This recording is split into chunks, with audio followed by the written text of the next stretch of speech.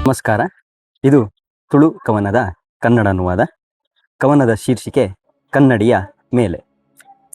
ಯಾವತ್ತಿನ ಹಾಗೆ ಇವತ್ತು ಮೀಂದು ಕನ್ನಡಿ ನೋಡಲು ಬರುವಾಗಲೇ ಕುಳಿತುಕೊಂಡಿತ್ತು ಸೊಳ್ಳೆ ಕನ್ನಡಿಯ ಮೇಲೆ.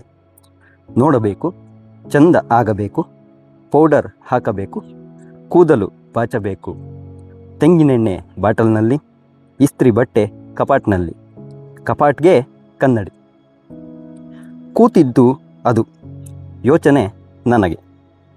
ಮರ್ಯಾದೆ ಪ್ರಶ್ನೆ, ಸೊಳ್ಳೆಗೇಕೆ ಕನ್ನಡಿ?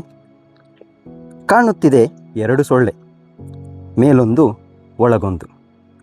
ಮುಟ್ಟುವ ಹಾಗಿಲ್ಲ, ಬಿಡಲು ಆಗುತ್ತಿಲ್ಲ. ಹೊಡೆದು ಹಾಕಬಹುದು, ಸತ್ತರೂ ಅದರ ಹೆಣ ಎರಡು, ಒಂದು ಹೊರಗೆ ಒಂದು ಒಳಗೆ. ಚಿಮ್ಮಿದರೆ ನೆತ್ತರೂ ಎರಡೆರಡು, ತಪ್ಪಿ ಹಾರಿದರೆ ಸೋಲು ಎರಡು. ಹೊರಡಬೇಕು, ಹೊತ್ತಾಗುತ್ತಿದೆ, ಇದೆ ಎಷ್ಟೋ ಕೆಲಸ ಬಾಕಿ. ಸೊಳ್ಳೆ ಬಂತು, ಇದೆ ಬಿಟ್ಟು ಬಿಟ್ಟರೆ ಹಾಗೆ ಕುಳಿತದ್ದೂ ಎರಡೇ. ಎಳೆನೀರು ಸಿಪ್ಪೆ, ಹರಿದ ಪ್ಲಾಸ್ಟಿಕ್ ಬುಟ್ಟಿ, ಕಸ, ಕೊಳಕು ನೀರು ಎಲ್ಲ ನಮ್ಮವೇ. ಮನುಷ್ಯರು ಕಟ್ಟಿದ ಮನೆ, ಓಡುತ್ತಾ ಹಾರುತ್ತಾ ಹೋಗುತ್ತಾ 4 ದಿನ ಇರಲು ಏನು? ಹೊತ್ತಿಸಿಡುವ ಕಾಯಿಲ್, ಸ್ವಿಚ್ ಹಾಕಿದಾಗ ಬರುವ ಹೊಗೆ, ಬೆಂಕಿ ಬರುವ ಬ್ಯಾಟ್, ಹಾಸಿಗೆ ಪರದೆ, ಹಚ್ಚುವ ಕ್ರೀಮ್, ಕಿಟಕಿ ಬಲೆ, ಧೂಪದ ಹೊಗೆ. ದೇವರೇ ಎಷ್ಟೆಲ್ಲ ಬಗೆ. ಬೆಳೆಸಿಯೇ ಕೊಲ್ಲಬೇಕಾ? ಇತ್ಯರ್ಥವೇ ಆಗುತ್ತಿಲ್ಲ. ಇವತ್ತು ಕನ್ನಡಿ ನೋಡದೆ ಹೋದರೆ ಛೇ, ಅದು ಹೇಗೆ?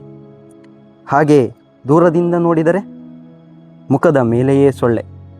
ಛೇ ಛೇ, ಬಂದ ಬೆವರು, ಒದ್ದೆ ಮೈ, ಬಿಸಿ ಆದ ತಲೆ. ಪಕ್ಕನೆ ಬಂತು ಕರೆಂಟ್. ಬೆಳಿಗ್ಗೆಯೇ ಪವರ್ ಕಟ್, ಆರಿಸಲು ಮರೆತ ಸ್ವಿಚ್. ಪ್ಲಗ್ಗಿನಲ್ಲಿ ಮಸ್ಕಿಟೋ ರಿಪೆಲ್ಲರ್. ಆ ಕೆಂಪು ಡಿಮ್ ಲೈಟಿನಲ್ಲಿ ತಿರುಗುವ ಫ್ಯಾನ್ ಶಬ್ದದಲ್ಲಿ ಬರುತ್ತಿರುವ ಪರಿಮಳಕ್ಕೆ, ಮರ್ಮಕ್ಕೆ ತಾಗುವ ವಾಸನೆಗೆ ತಲೆ ತಿರುಗಿ ಮತಿ ತಪ್ಪಿ ಬಿತ್ತು ಸೊಳ್ಳೆ.